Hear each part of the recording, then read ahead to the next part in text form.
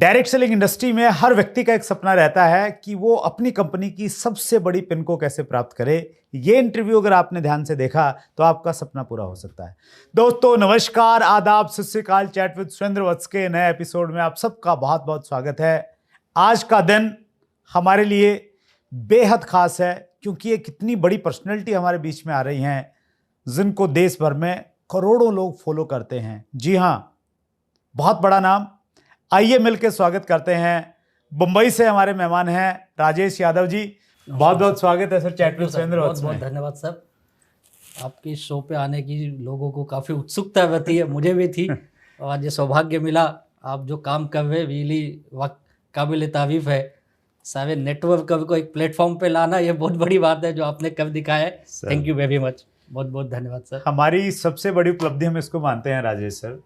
आप जैसा इतना बड़ा अचीवर एक फ़ोन कॉल पे बॉम्बे से दिल्ली आ जाता है। बस सर यही तो है आपकी खासियत। आप जिसे बुलाए पूरा हिंदुस्तान आ जाए। Thank you so much sir आने तो के लिए। कहूँगा कंपनियों में अप्लाइन होते हैं, आप पूरे इंडस्ट्री के अप्लाइन है। Thank you so much sir. यही आपकी विनम्रता, आपकी महानता मुझे अच्छे से याद है। जब हमने बॉम्बे में एक बार एक मंच शेयर किया था, एक उसमें डिबेट में हम लोग हिस्सा रहे। आपसे मिलकर ऐसे लगता ही नहीं राजेश जी कि हमारी मुलाकात अभी नई नई सी है। ऐसा लगता है मुझे पर्सनली कि जैसे बहुत दिनों से जानते हैं एक दूसरे। नहीं, ये आपकी खासियत, आप लोगों को बहुत कम समय में अपना बना लेते हैं। Wonderful sir, thank you sir. आपका हमने कमिंग सून का एक वीडियो डाला था। yes. तो उसमें बहुत सारे व्यूज़ आए, इतने सारे कॉम्प्लीमेंट्स थे, छाटना बड़ा मुश्किल हो गया। कुछ छाटे हैं, पढ़ के सुनाता हूँ आपको। मिशन इम्पॉसिबल ने लिखा है, leader of leaders, a great inspiration and it will be a great moment when two legend will have a live session eagerly waiting for this moment. Rupendra ने लिखा है, डायरेक्ट सेलिंग के real hero Rajesh Yadav sir. Mithilesh Sahu ने लिखा है, direct selling की दुनिया में हज़ारों लोगों को बुलंदियों में पहुंचाने वाले सबसे सरल सहज लीडर को मेरा दिल से प्रणाम।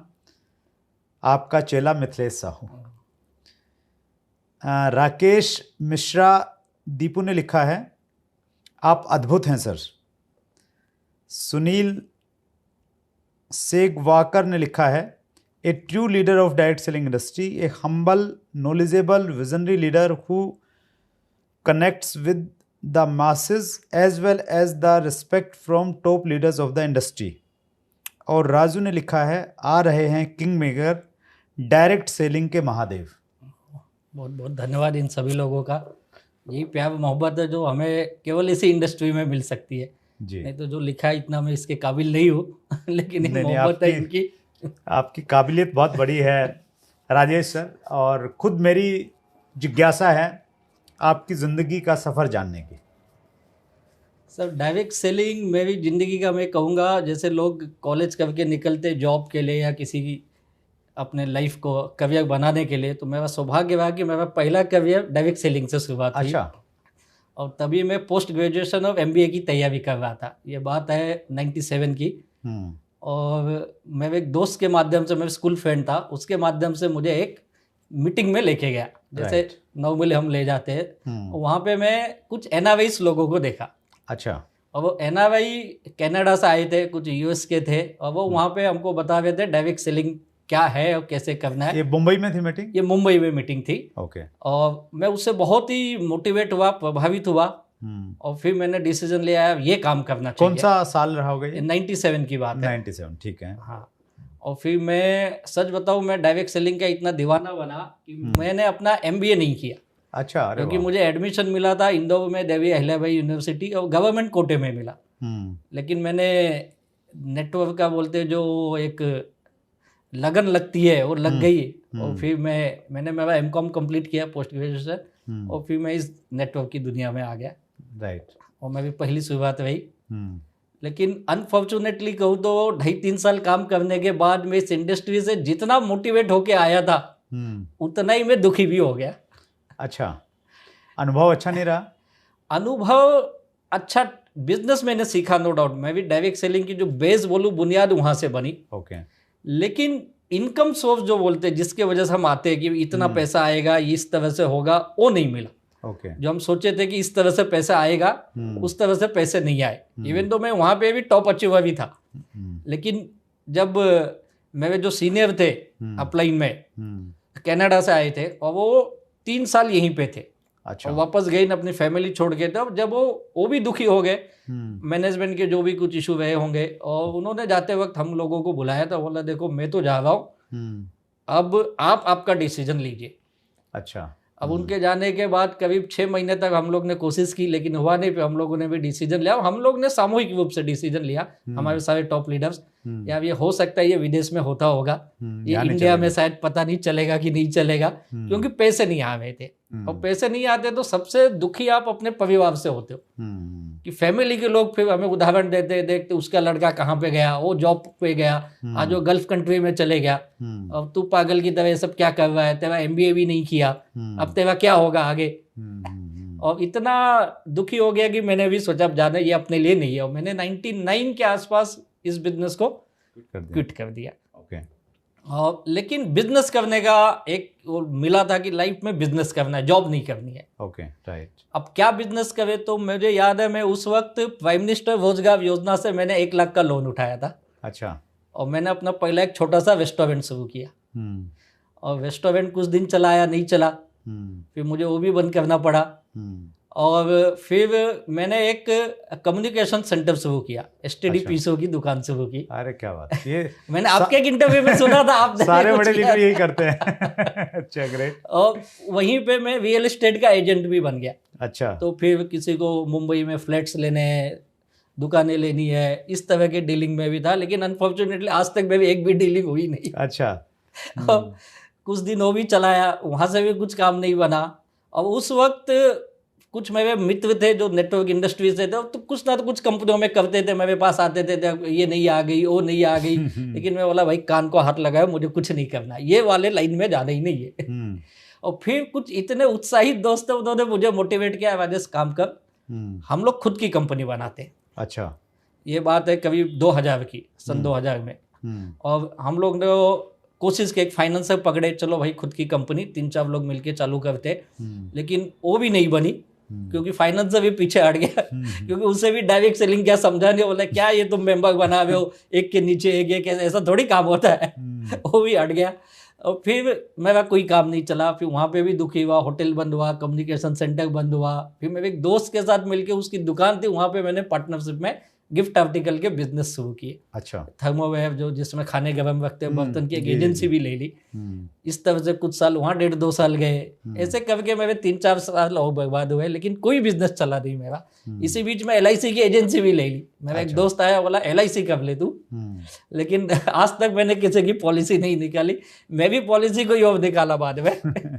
यानी ऐसे ऐसे करके सब बिजनेस में फेल हुआ, और फिर न चाहते हुए मैं जॉब करने लगा। अच्छा। फिर मैं मजबूरी में मैं नौकरी करना शुरू किया। अब इत्तेफाक के बाद नौकरी भी मैंने नेटवर्क मार्केटिंग में ही की। अच्छा, नेटवर्क मार्केटिंग कंपनी में की? कंपनी में नौकरी की मैंने। अच्छा, ओके। और मेरा जॉब भी बहुत छोटा था, 1.5-2 साल का ही जॉब था। और जॉब करते वक्त मैं कुछ लोगों को देखा पैसे बना रहे थे, और मैं जो ग्रेट अपलाइन है उन्होंने मुझे बहुत समझाया, वजह से अच्छा बिजनेस है, कर ले, इसमें पैसे आते। उनके चेक्स देखे, उनके कुछ लीडरों के चेक्स देखे, लेकिन वो मन में विश्वास नहीं हो रहा था कि वापस से करूँ। मतलब यार हो सकता है इनका होगा, या कुछ इनकी कंपनी से सेटिंग वोटिंग होगी, दिखाते होंगे। मैं बहुत ही नेगेटिव था, सच बताता। आज लोग जो बोलते हैं ना, सब दुनिया भर के लोग सवाल पूछते, बोलता जितना दुनिया ने पूछा होगा उतना मैं अकेला पूछा हूँ। और मैं भी मैनेजमेंट को, लीडर को धन्यवाद दूंगा कि उन्होंने मुझे 1.5-2 साल मेरे सवालों को झेला।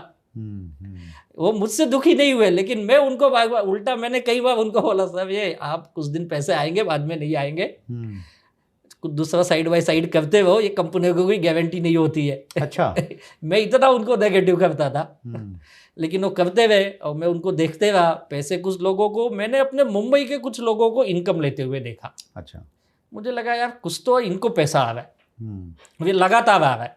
लाइफस्टाइल वगैरह चेंज देखा? हाँ, कुछ इनके। और मेरा सौभाग्य रहा कि इनकी मीटिंग ट्रेनिंग में मैं जाता था। अच्छा। लेकिन पीछे जाके बैठ जाता था, देखता था, मन ही मन हंसता था, ये सही है गलत है क्या करे। क्योंकि एक बार मेरा अनुभव बहुत बुरा था, बोलते ना दूध का जला छाछ भी फूक के पीता है।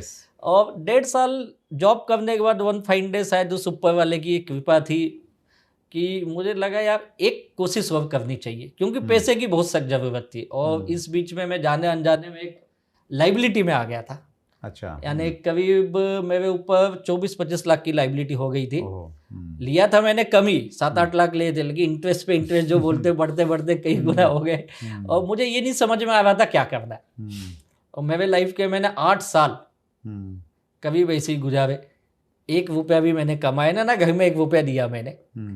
और मेरे घर से भी मुझे एक ही था कि भाई जो लोगों का लिया वो खत्म कर दे, क्योंकि मिडिल क्लास हमारी सोच होती है भाई दरवाजे पे कोई मांगने ना आए अपने, भले 2 रोटी कम खाओ लेकिन दूसरा कोई अपने पास आए नहीं। और मैं भी ये थे कि बहुत सारी लाइबिलिटी होने की वजह से लोग मुझे ढूंढना, पूछना कहाँ है, लिया है, कब देगा। और मैं ये था मैं घर पे मिलता नहीं था, सुबह घर से निकल गया तो आने का कोई ठिकाना नहीं है।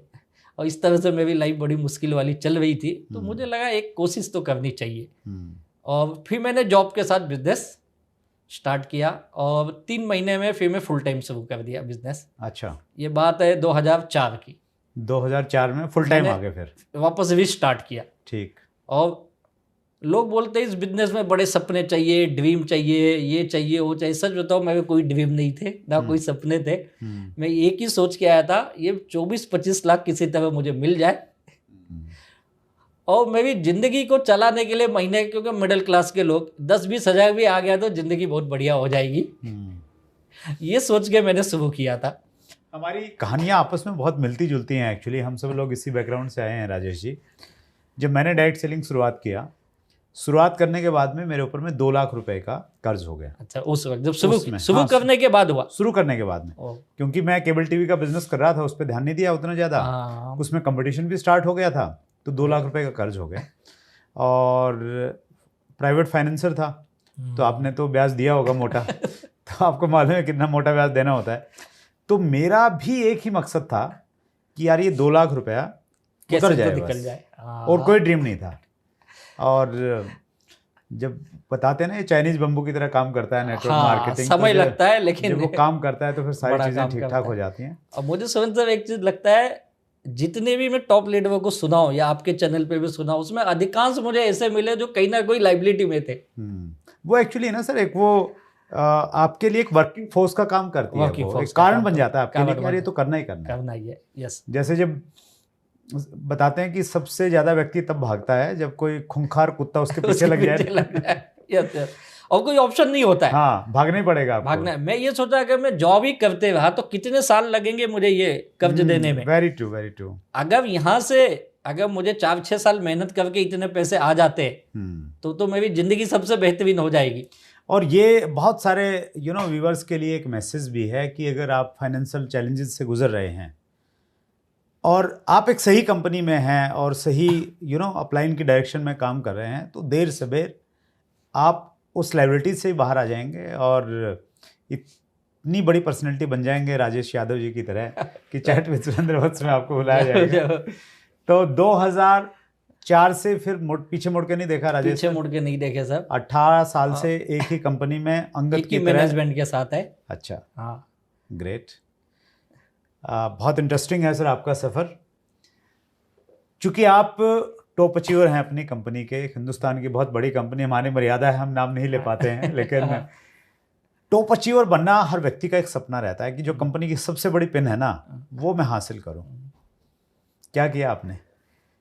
सर टॉप अचीवर बनने का सपना नो डाउट सबका होता है, लेकिन जब मैं कहता हूँ जब आप शुरू में आते हो तो आपको तो पहली बात तो ये बिजनेस ही नहीं समझ में आता है नॉर्मल एक नए आदमी को कि क्या रैंक होती है, क्या पोजीशन होती है, कैसे करना है। उसे ये समझता है यहाँ से पैसा मिलेगा। जैसे मैंने जब स्टार्ट किया था मैं तो एक इनिंग खेल चुका था, सेकेंड इनिंग में मैं आया तो मैं टॉप अचीवर के हिसाब से नहीं आया। जैसे मैंने कहा मेरा गोल बहुत क्लियर था, महीने की कुछ इनकम आ जाए जो घर में मैं दे पाऊँ। घर के माँ बाप बोले भाई लड़का लाइन पे है, कर रहा है कुछ काम धंधा, और दूसरा ये लाइबिलिटी से बाहर आ जाओ। राइट। उस समय मेरे पास कोई अचीवमेंट्स ऐसे नहीं थे कि मुझे टॉप रैंक पे जाना है, ये जाना, बस काम करना है, इतना पता था। और एक चीज मैं कहूँगा, मैं जो भी काम किया मैंने बड़ी शिद्दत और लगन से किया। भले मैं सब जगह फेल हुआ लेकिन मैं ईमानदारी से उस काम में किया। जब यहाँ पे मैंने वापस 2004 में काम शुरू किया तो मैंने बहुत मेहनत की, बड़ी ईमानदारी से काम किया यानी मेरा ये रूटीन होता था कि सुबह मैं 7-8 बजे घर से निकल गया तो रात को आने का फिर कोई समय नहीं है, फिर चाहे 12 बजे 1 बजे जितना भी देर हो काम करके ही आना है, और नहीं भी काम है तो भी घर नहीं आना है। राइट। एक तो 2 बजे आप लोगों का लिए तो आ भी नहीं सकते हो, और दूसरी वजह फिर इस तरह से काम से बोलते हैं, काम से मोहब्बत होना। मुझे मेरे काम से बेइंतहा मोहब्बत बोल सकते, मुझे मजा आता था लोगों से मिलना, लोगों से बातें करना, भले वो ना बोले। अब मुझे पता ना बोले क्या, मैं खुद ही 1.5 साल 2 साल ना बोला हूं, और क्या सवाल पूछेगा मैं पहले से जानता हूं। तो काम करने में अगर आपको लगन है तो टॉप पोजीशन अपने आप आ जाएगी, बस तो लगन बहुत इंपॉर्टेंट है। तो आपने कब ये प्लान किया, दिमाग में आया कि यार अब तो ये लेवल समझ में आ गए, रैंक समझ में आ गए हैं, तो ये जो बड़े वाला लेवल है ना ये अचीव करना है? सर मैं 2004 में शुरू किया और विद इन 2 ईयर्स मैं यहाँ पे डायमंड बन गया। अच्छा, हाँ। तो डायमंड और भी लोग होंगे उसमें? उस वक्त थे, लेकिन मुंबई में नहीं थे, 1-2 लोग ही थे। साउथ इंडिया में काफी लोग थे, क्योंकि हमारी कंपनी साउथ इंडिया बेस्ड थी, तो वहां पे काफी लोग थे। तो मैं और थोड़ा इसको और इसकी गहराई में जाना चाह रहा हूँ। जब आपने डिसाइड किया कि भाई मैंने इस टॉप लेवल को प्राप्त करना है, तो उस समय आपका माइंडसेट क्या था, दिमाग में प्लानिंग क्या चल रही होगी, कुछ पर्टिकुलर कोई योजना बनाई?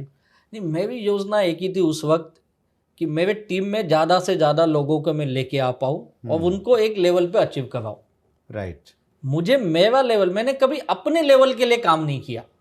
मुझे याद है आज तक मेरे पूरे करियर में मैंने मेरा लेवल अचीव हुआ इसके लिए मैंने कोई फंक्शन नहीं रखा। मेरे टीम में लोग अचीवमेंट किए उसमें फंक्शन रखा, तो उसके साथ तो मेरा ऑटोमेटिकली हो ही जाता था। भाई मैं अकेला फंक्शन का हीरो नहीं हूँ। आज मेरे टीम में इतने नए डायमंड बने, इतने ये रैंकर्स बने, वो बने, उनका मान सम्मान। अगर आप अपने डाउनलाइन की अचीवमेंट्स के लिए काम करते हैं तो आपका अचीवमेंट्स तो ऑटोमेटिकली होना ही होना है। एक बहुत अच्छी कोटेशन है राजेश सर, आप जीवन में जो चाहते हैं वो पा सकते हैं अगर आप दूसरे लोगों की जो वो चाहते हैं उससे दिलाने में पर्याप्त सहायता करते हैं। क्या बात कही, बहुत सही बात कही सर। तो ये एक मतलब जो एक करक्स है ना वो आपने पकड़ लिया कि भी दूसरे लोगों के टारगेट अचीव करवाएं तो ऑटोमेटिकली आपके तो अचीव हो ही जाने हैं।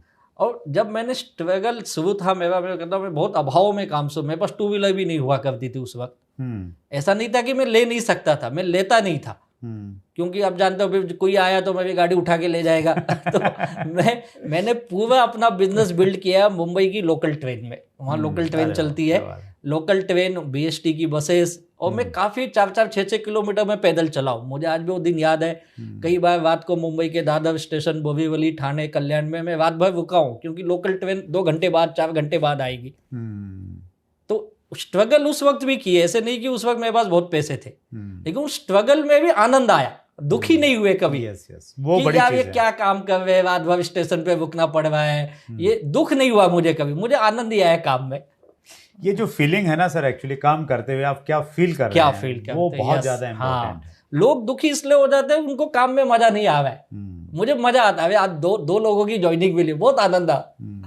आज इतने प्रोडक्ट बिके, बहुत आनंद है। आपने जो रहस्य था ना सर वो उद्घाटित कर दिया है। टॉप अचीवर बनने के लिए आपको काम से प्यार करना पड़ेगा, बस हर परिस्थिति में अचीवमेंट अपने आप आ जाएगी। मैंने कहीं एक बड़े मुकेश अंबानी जी का एक कोट पढ़ा था, उन्होंने कहा था आप पैसे के पीछे मत भागो, आप काम के पीछे भागो, पैसा आपके पीछे आएगा। अरे वाह, क्या बात है, दैट्स ग्रेट। व्यूअर्स के बहुत सारे क्वेश्चन है राजेश सर। पहला क्वेश्चन जो है ना बहुत थोड़ा सेंसिटिव सा है और कहीं ना कहीं फैक्ट भी है। कोच मनोज वर्मा का प्रश्न है, सर अगर डाउनलाइन अपनी ही डाउनलाइन को अपलाइन के खिलाफ बेवजह से नेगेटिव करे तो टीम को कैसे संभाले? डाउनलाइन ही डाउनलाइन को नेगेटिव कर रहा है अपलाइन के खिलाफ। हाँ, वैसे कहूँगा सब ये एक ईगो की लड़ाई है बेसिकली। और होता ये मैंने देखा इस अपनी इंडस्ट्री में डायरेक्ट सेलिंग में, कुछ अचीवमेंट, छोटे मोटे अचीवमेंट हो गए तो लोगों को एक अलग तरह का ईगो आ जाता है। फिर उसे लगता है कि अब सब कुछ मेरे हिसाब से चलना चाहिए, और फिर ये थोड़ी सी पॉलिटिक्स होने लगती है। फिर मैं हमेशा बोलता हूँ आपका फोकस शिफ्ट हो गया है। आप जिस गोल या उद्देश्य को लेके आए थे, आपका जो पर्पस था डायरेक्ट सेलिंग करने का, वो पीछे छूट गया और आपका ट्रैक बदल गया। अब ये ईगो की लड़ाई में उसके बारे में कुछ बुराई करेगा, उसके बारे में करेगा। इसमें सबसे बेहतरीन ये है जो टॉप के लीडर होते हैं, इनमें अंडरस्टैंडिंग बहुत जरूरी है। कुछ भी है, देखो पांचों उंगली एक समान नहीं होती है। राइट। आप जब फील्ड में काम करते हो कोई चीजें अच्छी नहीं लगती है, कुछ चीजें मन के हिसाब से नहीं होती है, तो टॉप लीडर का काम है आपस में बैठे जो भी है ये 1 to 1 उसे समझ के उसे दूर के नीचे ना लेके जाए। अगर नीचे लेके जा रहे इसका मतलब ये हो रहा है कि आप अपनी बिल्डिंग की कब खुद ही खोद रहे, अभी नहीं समझ में आएगा, कुछ दिनों के बाद समझ में आएगा। तो ये लीडर्स का ये ईगो यहाँ पे आ जाता है। अगर बीच में कोई बंदा फंसा हुआ है, हाँ, जैसे मेरे नीचे डाउनलाइन है हाँ, और और वो डाउनलाइन मेरे ऊपर में भी अपलाइन है, उनके खिलाफ कुछ ना कुछ ऐसा कर रही है, तो मैं क्या करूं उसमें? तो आपका काम वही है, अगर आपके इमीडिएट जो लीडर है वो आपके अपलाइन के बारे में आपसे Yes. नेगेटिव चर्चा कर रहे हैं, राइट। तो इस समय में इतनी मैच्योरिटी मुझे भी आ जानी चाहिए, क्या सही है क्या गलत है। नहीं, वो नीचे टीम में कर रहे हैं सर। हाँ वही, हाँ। नीचे को जो नेगेटिव कर रहे हैं, तो इस बीच वाले के साथ मेरा काम है 1 to 1 बात करूं मैं। अच्छा, 1 to 1 बात आपको करके मुझसे क्या शिकायत है, मुझे क्या शिकायत है, उसके क्या नुकसान हो सकते हैं, क्या वो सारे नुकसान के हो सारे सकते हैं, बताएं। समझाए। और एक चीज और मैंने देखा कई बार ये इसलिए होता है जब आपका लीडर ऊपर आता है, मैं ये कहता अगर वो इंडिपेंडेंट बन चुका है तो आप उसकी टीम उसके हल पे छोड़ दीजिए। हाँ, बहुत बार हम आप मत इंटरफेयर करिए, उसमें टांग अड़ाते रहते हैं कुछ ना कुछ। फिर हर चीज के लिए आपसे पूछना चाहिए, नहीं होना चाहिए। और यस कई यही ईगो की लड़ाई है। यस यस, वेरी जैसे मैं एक बोलता हूँ, जैसे एक माँ बाप होते हैं, जब बच्चा बड़ा हो गया, अब बच्चे की पढ़ाई लिखाई हो गई, शादी हो गया, तो क्या करते हैं माँ बाप, भाई तू तेरा संसार तू चला। हाँ, और हर दिन उसके लाइफ में डे टू डे एक्टिविटीज में इंटरफेयर नहीं करते, भले मेरा ही बच्चा है लेकिन अब वो अपनी जिंदगी जी रहा है। Yes yes, very true. जैसे आपका लीडर बड़ा हो गया है तो आपको छोड़ने भी आना चाहिए। यस, भाई तू अब अपना इंडिपेंडेंट कर, मैं भी क्या सलाह चाहिए बता, मैं बैठा हूं तुझे मदद करने के लिए। तो ये ईगो की लड़ाई नहीं होगी जर्नली वहाँ लोग पे। है ना सर, वो बिल्कुल एक प्रकार से वो लीडर बन जाते हैं, फील्ड वर्क करते नहीं है। अलग ग्रुप्स आप स्टार्ट कर लीजिए, एक नई लैग स्टार्ट कर लीजिए, आपको 100 वहां आप अपना टैलेंट दिखाइए, हाँ वहाँ दिखाइए वहां दिखाइए। और वहाँ आप टैलेंट दिखाएंगे हाँ। तो बाकी टीम आपकी ऑटोमेटिकली रिस्पेक्ट Regards करेगी करेगी। कि यार ये Yes, तो yes. अभी भी है ना, जान है जान है अपलाइन में। इसके अंदर, देखो मेरे सिवा इसने इतनी बड़ी हाँ। टीम तैयार कर ली है। और मेरा भी ये मानना है राजेश सर, मेरा अनुभव ये कहता है कि आपके पास में ना हमेशा चॉइस होनी चाहिए कि आपने किसके साथ काम करना इसके है। साथ काम करना, यस। जब आपकी टीम के लोगों को लगता है ना कि यार मजबूरी है इनकी हमारे साथ में काम करना, तो फिर वो आपको भाव ही नहीं देते हैं। तो भाव ही नहीं देता, उसका फिर मिसयूज भी हो जाता है। यस।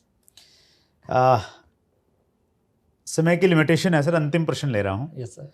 डॉक्टर दीनदयाल चौरसिया का प्रश्न है, डायरेक्ट सेलिंग के सबसे बड़े डायमंड बनने के लिए पर डे कितने प्लान दिखाने चाहिए, क्या काम करना चाहिए? अगर आप पार्ट टाइम में काम कर रहे हैं, समझो अपने जॉब या किसी और बिजनेस के साथ कर रहे हैं, तो कम से कम 2 से 3 प्लान आपके होने चाहिए। राइट। अगर आप फुल टाइमर हो तो मैं बोलो फुल टाइमर हो तो 12 से 14 घंटे आपको फील्ड वर्क करने, अच्छा, उसमें 6-7 प्लान या जितना ज्यादा हो सके आपके होने चाहिए। कई बार क्या होता है, लोग फुल टाइमर तो बन जाते हैं लेकिन काम पार्ट टू पार्ट टाइम वाला करते हैं, यस यस यस। और फिर वो रिजल्ट नहीं आता है। जैसे मैंने कहा, मैं सुबह 7-8 बजे घर छोड़ दिया तो रात को आने का कोई टाइम फिक्स नहीं है। जब आप वो दर्द लोगे, पेन लोगे, तो रिजल्ट अपने आप आएगा। Very true. मैं पिछले दिनों एक व्यक्ति से मिला, केरला से, मेरी एक टीम में एक व्यक्ति ने काफ़ी जल्दी अचीवमेंट की। तो मेरा पर्सनल इंटरेस्ट हुआ, मैंने उनसे पूछा जाना, तो उन्होंने बहुत अच्छी बात कही सर। उन्होंने बोला कि मैं डायरेक्ट सेलिंग में आने से पहले मैं गल्फ में जॉब करता था, और जब मैं डायरेक्ट सेलिंग में आया तो मैंने जो मेरा रूटीन था वो मैंने टूटने नहीं दिया। जैसे सुबह में तैयार होकर जॉब के लिए निकलता था, वैसे ही तो ऐसे उसी डिसिप्लिन के साथ में सुबह तैयार हुआ और मैं तैयार होकर फील्ड में निकल गया। बस इतना किया, जॉब से घर वापस आने का एक लिमिटेड टाइम था, तो वो ब्रेक कर दिया मैंने। अगर काम है तो मैं लेट से आऊंगा, लेकिन सुबह जाने का मेरा टाइम फिक्स कर दिया। और उन्होंने ये बोला कि मैंने पर्सनली अपनी टीम में देखा है कि बहुत सारे लोग हैं, कहते तो वो फुल टाइम है लेकिन कोई डिसिप्लिन नहीं होता है, टाइम पे उठेंगे नहीं, तैयार नहीं होंगे, और कोई बुलाएगा तो जाएंगे, तो वो वाला एटीट्यूड होगा तो फिर बड़ा काम इंतजार करते, फोन आएगा तो मैं निकलूंगा। हाँ, और कुछ लोग कहते हैं टीम बुलाती ही नहीं सर, मैं कहाँ जाऊँ। और दूसरी एक चीज है, कई लोग यहाँ पे डेली काम नहीं करते। मैं कहता भाई रोज काम करिए। आप एक प्लान एक दिन दिखाओगे, फिर 8 दिन भूल जाओगे, तब 8 दिन बाद याद आएगा मुझे, तो आप कभी भी बड़ा अचीवमेंट नहीं कर पाओगे। मतलब जो हमारे बेसिक्स है ना सर, उन पे आई थिंक हर रोज ही काम होना चाहिए। हर रोज आपको कुछ लोगों को कांटेक्ट करना पड़ेगा ताकि कल अपॉइंटमेंट मिले। यस, कल अपॉइंटमेंट मिली है तो आज उनको प्लान दिखाना है, कल जिनको प्लान दिखाया था तो आज फॉलोअप करना है, क्लोजिंग लेनी है। तो वो हर रोज हमें ये काम करेंगे। तो जैसे आजकल हमें ना स्टूडियो बना रहे हैं नया, ओके। तो कंस्ट्रक्शन चल रहा है, तो वो मिस्त्री को ना चाल देनी पड़ती है आगे से आगे। हाँ, क्या काम, तो वो सुबह आपको हाँ, वो पहले से प्लान करना पड़ता है, तो वैसे ही हमें चाल बना के चाल रखनी बना के पड़ेगी, तभी रखेंगे, हम लोग तो ही कामयाब काम हो होगा। सकते हैं। Exact. That's great Rajesh ji, आपकी जो पर्सनैलिटी है, आपकी जो स्टोरी है, वो सभी व्यूवर्स को मोटिवेट करेगी और आपकी बातों से लग के उनको निश्चित रूप से ये लगेगा कि टॉप अचीवर बना जा सकता है। Thank you sir. आपके पास में बहुत ज्ञान का खजाना है राजेश सर। आप जल्दी एक और इंटरव्यू शूट करेंगे, व्यूअर्स की बहुत बड़ी फहरिस्त है मेरे पास में, उसको कवर करेंगे। दिल की गहराई से बहुत बहुत धन्यवाद। थैंक यू सर, बहुत बहुत धन्यवाद आपका यहाँ इनवाइट करने के लिए और ये मंच देने के लिए। Thank you very much. Thank you sir, thank you. So ये थे राजेश यादव जी, सरल, सहज, लेकिन हिंदुस्तान की बड़ी कंपनी के बहुत बड़े अचीवर। और आपको भी अगर बड़ा अचीवर बनना है तो सहजता, सरलता अपने जीवन में लेके आइए, काम से प्यार कीजिए जिस प्रकार राजेश जी ने अपने काम से प्यार किया। और अगर आपको इस प्रकार की एजुकेशन चाहिए और आपने चैनल को सब्सक्राइब नहीं किया है, तो फिर एजुकेशन कहाँ से मिलेगी? अभी सब्सक्राइब कीजिए, बेल आइकन दबा दीजिए ताकि नोटिफिकेशन आपके पास में आती रहे। अगले मंगलवार को रात्रि 8 बजे फिर एक बड़ी शख्सियत से मुलाकात होगी। अपना ख्याल रखिएगा, बहुत बहुत धन्यवाद। अगर आपने अभी तक chat with Surendra Vats channel को सब्सक्राइब नहीं किया है तो अभी सब्सक्राइब करें और बेल आइकन दबाना ना भूलें, जिससे आपको आने वाली सभी वीडियोस की अपडेट सबसे पहले मिले और हमारी किसी वीडियो को मिस ना करें। वीडियो को ज्यादा से ज्यादा शेयर और लाइक करके अपना प्यार जरूर दें।